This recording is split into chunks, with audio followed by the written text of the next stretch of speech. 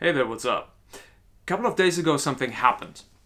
And it really thrilled me, delighted me. It was an awesome, interesting, inspirational, motivational encounter, so to say, that I would like to share with you guys. So, the title of this video is whether empathy can make the world a better place, and the answer is yes, definitely. Empathy will and does make the world a better place. So, if this was the answer you're looking for, you're already good to go. For everyone else, stay.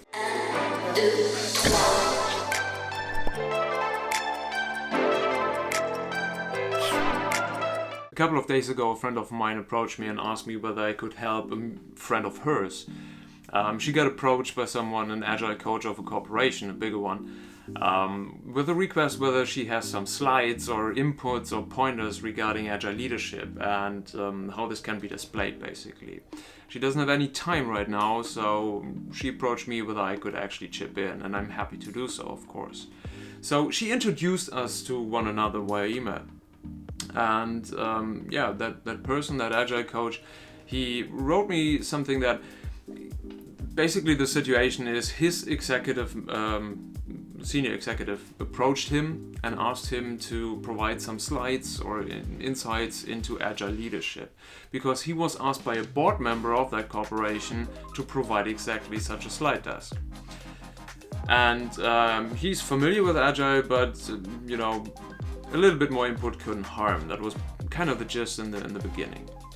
And I'm of course happy to help, so I asked him, first of all, I congratulated him on this quite massive task. I mean, that's not something easy or simple. There are whole courses and books regarding agile leadership. So just put it in a couple of slides for a board member, that's an interesting one. But on the other hand, I of course can provide something, but I asked him, or I wanted to know a little bit more the intention behind that all. Because as you know, if you kind of do a task and you don't know really what the end goal is, you can't really do a satisfying job, or it's really hard to do so. So I replied to him and told him hey, sure, happy to help. I have a little bit of time over the weekend, and I can provide definitely some slides and inputs. But can we have a quick call maybe tomorrow where we can actually go through that and I can better understand the intention behind that task? I got a reply that was quite short, basically saying, I don't have more context, don't worry if you don't feel comfortable providing anything. It's anyway out of the blue. Yeah, well, that was interesting. I mean, it was kind of, very rejective, so to say. It didn't feel good getting this email, and my first impression was really just...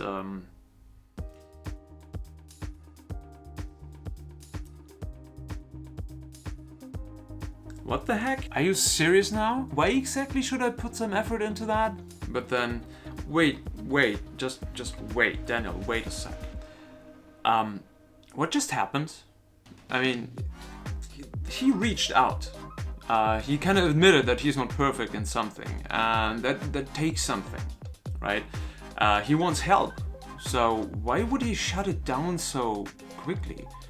I mean, I was just asking for the intention behind it. I wasn't really, making a big fuss or taking how difficult it is or whatever. No.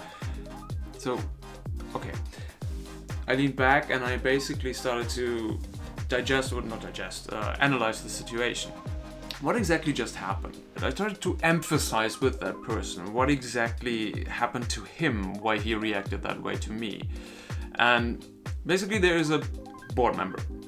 And there's a senior executive who is supposed to provide something to that board member. And that senior executive, there is asked the agile coach to provide something to him, and then the agile coach to me. Isn't it possible that because the agile coach mentioned that there is not more context, he said context, I call it intent, I guess it's kind of the same thing. So is it possible that the agile coach actually asked the senior executive the same question that I asked him? And maybe he got the same answer that he provided to me. Maybe even the senior executive asked the board member the same question and got the same answer with that. Don't worry if you don't feel comfortable doing that. It's all good, no worries. Yeah, that is actually quite likely. It reveals a little bit the culture of that organization or the corporation, of course. and how they deal with it, like leading by example. Maybe this approach or this attitude kind of just trickled down from top to bottom, and it finally reached me. So I decided one thing for myself: I will ignore this shutdown. I will just simply still provide what he asked for to the best of my abilities, but not in the full extent, because as I mentioned, agile leadership is quite a topic. So I just put in some slides from various different topics, just key aspects, so to say, and just provided it to him in an email. It didn't take much time, not much effort, so that was all fine. And I didn't expect much back at that point. I was basically just, being a good person, or a good friend to my friend. That was my motivation of doing that. But wouldn't you believe it, that agile coach called me afterwards. It was Sunday evening, something around 9 p.m. And it was really out of the blue. I was totally surprised. And that conversation was so awesome. It started basically with him apologizing for his email, for how he reacted, how he phrased things.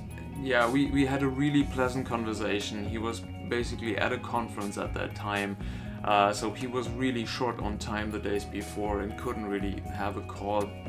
But he took out or went away from a party to actually do this call with me. So that showed me as well that there's really something within him that he wasn't really happy how he reacted. And it turned out that my assumption was, as far as he could tell, spot on. He asked his senior executive the same question, and he basically got the same reply, and he had the feeling as well that the senior executive just doesn't have any more context or any more information regarding that, and everyone is just operating in this state of uncertainty. Nothing is really known, the task is just there, and people try to comply and make the board member happy. Yeah, so what I wanted to tell with this short video is really be nice to one another and have empathy for the other person. Specifically when it's in regarding written communication, it is so easy to misinterpret that, even if it's like in well-intended. But even if there is like a really shutdown, like no worries, go away, leave me alone, all that. Don't just take it as it is. Try to emphasize with that other party and try to basically understand or assume or, why is that person acting as that person is. Because there might be other reasons. It might be even private reasons that led to this reaction. It's not always necessary, specifically it's not you, and it's not necessarily the situation that you're dealing with. Emphasize with the others and try to kind of, I don't want to say the better person, but try to be a nice person. Try to help others and you will be rewarded. I'm not big on this karma thing, but I do believe in it. If you're nice to this world, the world will be nice to you. Not in every single circumstance, it's not a mathematical calculation of any sort, but it's more the general attitude, it's a general approach. Guys, be nice, have empathy, it will be good for you, I'm very certain about that. And that concludes the video. I hope you liked it. If you did, please hit the like button, subscribe if you want to see more of those, and otherwise just have an awesome time. She does. Well, isn't that nice? Well, we'd like to go sometime too, wouldn't we?